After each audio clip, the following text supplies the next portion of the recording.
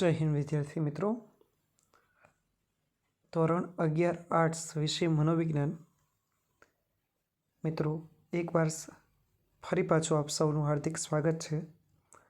મિત્રો, ગઈકાલના લેક્ચરમાં આપણે જે વારસો છે કે આપને માતા પિતા તરફથી જે શારીરિક અને માનસિક લક્ષણો મળે છે તેને કયા નામે તો કે વારસા તરીકે ઓળખવામાં આવે છે એની માહિતી લીધી હતી. અને એ વારસાના જે બે પ્રકારો છે, પ્રગટ વારસો અને અપ્રગટ વારસો. પ્રગટ વારસો એટલે શું? તો કે માતા પિતામાં હોય અને આપણામાં દેખાય છે. માતા પિતાના આંખનો રંગ હોય એવો આપણો થાય, એના વાળનો રંગ હોય તેવો વાળનો રંગ આપણો થાય, એમના શરીરનો બાંધો હોય એવો શરીરનો બાંધો જો એમના સંતાનોનો થાય તો એવા વારસાને પ્રગટ વારસો એટલે ટૂંકમાં બહાર દેખાઈ આવે. અને બીજું અપ્રગટ વારસો જોયું હતું કે જે જનીન તત્વોમાં હોય છે, બાળકમાં અંદર પડેલા હોય પણ બહાર આવતા નથી, તો એવા વારસાને કયા વારસા તરીકે? અપ્રગટ વારસા તરીકે ઓળખવામાં આવે છે. તો વારસા અને વિકાસ અને પરિપક્વતા સાથે 3 ક્રિયાઓ કે પ્રક્રિયાઓ છે એ મહત્વનો ભાગ ભજવે છે. તો આપણે આજે એની વિશે ચર્ચા કરવાની છે. તો જોઈએ, જૈવિક પ્રક્રિયાઓ. વિકાસ મહદ અંશે જનીન તત્વો ઉપર આધારિત છે. જે એક જૈવિક પ્રક્રિયા છે, આ પ્રક્રિયા મા બાપ તરફથી વારસામાં જનીન તત્વો રૂપે મળે છે. એટલે કહેવા શું માગે છે તમને અહીંયા કે જૈવિક જે આપણું બાયોલોજિકલ આપણું જે સ્ટ્રક્ચર હોય છે શરીરનું, આ શરીરનું જે સ્ટ્રક્ચર હોય છે ને એ આપણે માતા અને પિતા તરફથી મળે છે.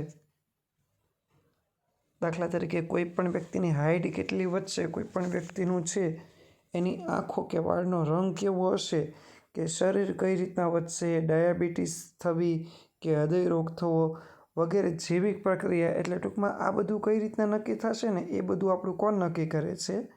વારસો છે એ નક્કી કરે છે. પછી આવે છે બીજો મુદ્દો, બોધાત્મક પ્રક્રિયાઓ. બોધાત્મક પ્રક્રિયા એટલે શું? તો કે વિચાર, કલ્પના, સ્મૃતિ, અનુભવ, ચિંતા, કંઈ અનુભવ કરવો. તો આવી બધી પ્રક્રિયાને કયા નામે ઓળખવામાં આવે છે? બોધાત્મક પ્રક્રિયા તરીકે ઓળખવામાં આવે છે. તો લખેલું જ છે કે વિકાસમાં થતા ફેરફારો કેટલાક જેવા કે ચિંતન, અનુભૂતિ, સમસ્યા ઉકેલની સૂઝ, ભાષા પ્રયોગ વગેરે મનોવ્યાપારો સાથે બોધાત્મક પ્રક્રિયાઓ જોડાયેલી છે. આવી પ્રક્રિયાને બોધાત્મક પ્રક્રિયા કહે છે. એટલે ટૂંકમાં આપણે એવું યાદ રાખવાનું છે અત્યારે કે વ્યક્તિ જ્યારે કંઈ વિચારતો હોય, અનુભવ કરતો હોય, કોઈ સમસ્યાનો ઉકેલ લાવતો હોય કે કંઈ બોલતો લખતો હોય, ત્યારે જે પ્રક્રિયા થાય છે એ પ્રક્રિયાને કયા નામે? બોધાત્મક પ્રક્રિયા તરીકે ઓળખવામાં આવશે. એમાં ઉપસ્થિત થયેલા સંજોગોમાં વ્યક્તિ કેવી રીતે વર્તન કરશે તે પરથી આ પ્રક્રિયાની અનુભૂતિ થાય છે. વ્યક્તિના પ્રશ્નોના નિરાકરણ દરમિયાન જે ભાષા વાપરે છે અને વર્તન કરે છે તેમાં આવી બાબતો છે એ પ્રતિબિંબિત થાય છે. એટલે તમને કહેવા શું માગે છે અહીંયા કે વારસો છે એ આપણા વિચારો દ્વારા પ્રગટ થઈ શકે છે. આપણે જ્યારે બીજા હારે વાતું કરતા હોય, બોલતા હોઈએ, ભવિષ્ય કે ભૂતકાળને વાગોળતા હોઈએ તો ત્યારે વારસો પ્રગટ થશે આપણો, કે આપણા સંસ્કારો કેવા છે. દાખલા તરીકે રસ્તામાં વાહન અથડાય તો શાંત મનવાળી સ્વસ્થ વ્યક્તિ માફી માગી લેશે. ઝઘડાથી કોઈનું ભલું થવાનું નથી એવું વિચારીને. જ્યારે ઉગ્ર સ્વભાવવાળી વ્યક્તિ આંધળો છે, જોતો નથી, એવા શબ્દ પ્રયોગ કરશે. નાની વાતનું ઘણી વખત કેવું સ્વરૂપ દાખલ કરશે? મોટું. આમ એક જ પ્રકારના સંજોગોમાં જુદી જુદી વ્યક્તિ તેના બોધાત્મક વિકાસ પ્રમાણે ભાષા વાપરશે. લખ્યું છે એક પ્રકારના સંજોગોમાં જુદી જુદી વ્યક્તિ પોતાના કયા વિકાસ પ્રમાણે બોધાત્મક, એટલે આપણે કેવું વિચારીએ છીએ ને એ આપણા વાક્યો દ્વારા રજૂ થઈ શકે છે. ઉપરના ઉદાહરણમાં તમે જોયું કે એક વ્યક્તિ માફી માંગી લે છે તો એના વિચારો સારા છે, અને બીજો વ્યક્તિ છે એ ગુસ્સે થઈને બોલવા માંડે છે. તો વ્યક્તિની બોધાત્મક પ્રક્રિયા છે એ કાર્યો દ્વારા વ્યક્ત થાય છે. તે જ પ્રમાણે એક જ પ્રશ્નપત્રના ઉત્તરો દરેક વિદ્યાર્થીના સરખા હોતા નથી. કોઈ વિદ્યાર્થી છે કદાચ વધારે લખશે, કોઈ કેવું લખશે, ઓછું લખશે. આમ બોધાત્મક વિકાસ પ્રમાણે વ્યક્તિ છે એ કોઈને કોઈ ક્રિયા કરે છે. કંઈક ને કંઈક કામ હોય તો એ બધું કામ છે એ કઈ પ્રક્રિયા દ્વારા? બોધાત્મક પ્રક્રિયા દ્વારા કર્યા રાખીએ છીએ. પછી આવે છે ત્રીજો મુદ્દો, સામાજિક આવેગિક પ્રક્રિયા. જુદી જુદી સંસ્કૃતિમાં ઉછેર પામ્યા હોય તો એવા બાળકોનો પણ વારસો સમાન નહીં પણ કેવો હોય છે? અલગ.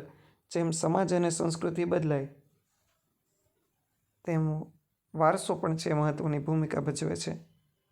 તો જોઈએ, વ્યક્તિના વિકાસમાં સામાજિક વાતાવરણ પણ ભાગ ભજવે છે. એક જ માતા પિતાના બે બાળકોને જુદા જુદા વાતાવરણમાં ઉછેર થાય તો બંનેમાં તે પ્રકારના જુદા જુદા લક્ષણો જોવા મળે છે. બે ભાઈઓ હોય કે બે બહેનો હોય, બેને તમે અલગ અલગ હોસ્ટેલમાં મૂકો તો હોસ્ટેલનું જે પ્રમાણે વાતાવરણ હશે ને, એક હોસ્ટેલમાં નહીં પણ અલગ અલગ હોસ્ટેલમાં જે પ્રમાણે વાતાવરણ હશે ને એ પ્રમાણે છે બાળકો વર્તન કરશે. એટલે આપણે જે વર્તન કરીએ છીએ એની ઉપર સામાજિક અને આવેગિક એટલે લાગણીઓ અસર કરે છે. પછી ઘરમાં ઉછેર પામેલું બાળક અને કોઈ સંસ્થામાં ઉછેર પામેલું બાળક, બંનેનું વર્તન અલગ અલગ હોય છે. ભલે તમને અહીંયા બે ઉદાહરણ એવા આપ્યા કે ઘરમાં ઉછેર પામેલું બાળક અને ક્યાં સંસ્થામાં. હું તો એમ કહું છું કે એક જ ઘરમાં બે બાળકો ઉછેર પામ્યા હશે પણ છતાંય બે એનું ભાઈઓ હોય તો એનું વાતાવરણ એક સરખું નહીં હોય, કે બે બહેનો છે એનું વાતાવરણ પણ એક સરખું નહીં હોય. ભલે રે એક જગ્યાએ, સ્કૂલે એક જગ્યાએ જાય, પણ છતાંય તે એ જે રીતના વિચારશે, જે રીતના બીજા સાથે વર્તન કરશે, નિયમોને શીખશે, એ રીતના એનું વર્તન કરાય છે. પછી છે બે જોડિયા બાળકોમાંથી એકનો ઉછેર હિન્દુસ્તાનમાં થયો હોય અને બીજાનો ઉછેર અમેરિકામાં થયો હોય તો બેનું સામાજિક સાંસ્કૃતિક વાતાવરણ કેવું? અલગ અલગ. તો એમાં જેવ વારસો સરખો હોવા છતાં સામાજિક આવેગિક અસરો જુદી જુદી પડે છે. જો માતા પિતાને પોતાના બાળકોમાં ઉછેરમાં, લાગણીમાં ભેદભાવ રાખે તો તેનો પ્રભાવ બાળકના વ્યક્તિત્વ ઉપર પડે છે. એક બાળકને વધારે માન સન્માન આપે અને બીજા બાળકને ધુત્કારે એટલે એનું માને નહીં. કોઈ વાત કીધી હોય તો એ વાત સ્વીકારવાની નહીં. આમ બાળકના વિકાસમાં સામાજિક આવેગિક પ્રક્રિયાઓ છે ખૂબ જ અગત્યનો ભાગ ભજવે છે. સામાજિક એટલે આજુબાજુ નહીં, સમાજ સંસ્કૃતિના નિયમો, અને આવેગિક પ્રક્રિયા એટલે આપણી જે લાગણીઓ છે એ ખૂબ જ અસર કરે છે. એટલે મિત્રો, અહીં તમારો જે આ વારસો છે, જે આપણે આગળ લઈએ છીએ, પણ અહીં તમારો જે આ વારસો છે એ પૂરો થાય છે. તો આપણે એવું જોયું હતું કે વિકાસને અસર કરતા બે પરિબળો છે. એક વારસો આવે ને બીજું શું આવે? પર્યાવરણ આવે. તો વારસામાં આપણે ઘણું બધું જોયું. પહેલાં તો એની વ્યાખ્યા જોઈ. કઈ વ્યાખ્યા? તો કે એક પેઢીમાંથી બીજી પેઢીને મળતા કેવા લક્ષણો, જૈવિક લક્ષણોને વારસો કહેવાય છે. શરીરનું જે બંધારણ હોય એ બંધારણમાં કાંઈ પણ મળે તો એને વારસો કહેશું. પછી બીજું, ગર્ભધાન સમયે આપને ટોટલ કેટલા રંગસૂત્રો મળે છે? 46. એમાં માતા પાસેથી 23 અને પિતા પાસેથી 23. એટલે જોડી પૂછે તો ત્યાં તમારે કેટલી લખવાની છે? 23ની. માતા પાસેથી 23 અને પિતા પાસેથી તે કેટલા? 23. એટલે ટોટલ કેટલા થયા? 46. એ સમજ્યા. પછી આપણે એમ કીધું કે જે રંગસૂત્ર હોય શેના બનેલા હોય છે? તો કે રંગસૂત્ર હોય જનીન તત્વના બનેલા હોય, અને એક જનીન તત્વમાં એક રંગસૂત્રમાં 3000 કે એને કરતાં વધારે જનીન તત્વો આવેલા છે. પછી આપણે એવું જોયું કે વારસાના પ્રકારો, તો 2 પ્રકારો જોઈએ, એક પ્રગટ અને બીજો અપ્રગટ. પછી આ જે વારસો છે એમાં 3 ક્રિયા જોઈ: જૈવિક, બોધાત્મક અને સામાજિક આવેગિક. પ્રશ્ન બહુ મોટો છે એટલે આ એકવાર રિપીટ કર્યો છે. હવે બીજું, આપણા વ્યક્તિત્વ વિકાસને અસર કરે, તો વ્યક્તિત્વ વિકાસને અસર કરતું જે બીજું પરિબળ છે એ પરિબળ છે પર્યાવરણ. તો એન્વાયરમેન્ટ એ જોઈએ કે વ્યક્તિ વિકાસ ઉપર વ્યક્તિ જે સ્થળે ભૌગોલિક પરિસ્થિતિમાં જીવતી હોય અને વૃદ્ધિ પામતી હોય છે તેની અસરો જોવા મળે છે. કયા વાતાવરણમાં વ્યક્તિનો ઉછેર થાય છે ને એની અસર પડે છે. આ પ્રકારની અસરને પર્યાવરણની અસર કે પારિસ્થિતિક અસર કહે છે. પર્યાવરણ બાળકને ઉદ્દીપન અને વર્તન માટેની ભૂમિકા પૂરી પાડે છે. એટલે શું? તો કે બાળક કઈ રીતના કાર્ય કરશે, કઈ રીતના બાળક વર્તન કરે છે એ પર્યાવરણ આધારિત છે. તેથી જેવા પ્રકારનું પર્યાવરણ તેવા પ્રકારનું વર્તન બાળકોમાં આવે છે. જો બાળકને સતત અને સતત શીખવાની પરિસ્થિતિમાં રાખવામાં આવે, નવું નવું કાર્ય કરવા માટે ઉત્સાહ આપવામાં આવે, પ્રેરિત કરવામાં આવે, તો બાળકમાં સારું એવું છે એ વ્યક્તિત્વ વિકાસ થાય છે. પછી નબળું પર્યાવરણ એ બાળકના વિકાસમાં બાધારૂપ બને છે, હાનિકારક હોય છે. નબળું પર્યાવરણ શીખવાડવામાં ન આવે, દરેક જગ્યાએ બાળકને પીછેહટ કરવાની હોય, બાળક કાંઈક ગુમાવ્યું હોય, તો એવી પરિસ્થિતિમાં છે બાળકનો છે એ વિકાસ સરખો થતો નથી. એટલે આપણે વિકાસને અસર કરતા 2 પરિબળો જોયા. પહેલું જોયું વારસો અને બીજું જોયું પર્યાવરણ. હવે તમારે લેસનમાં આ જે બોધાત્મક અને સામાજિક આવેગિક પ્રક્રિયાઓ છે, કઈ કઈ બોધાત્મક અને સામાજિક આવેગિક પ્રક્રિયા છે એ લખીને મોકલવાની રહેશે એકવાર. જય હિન્દ વિદ્યાર્થી મિત્રો.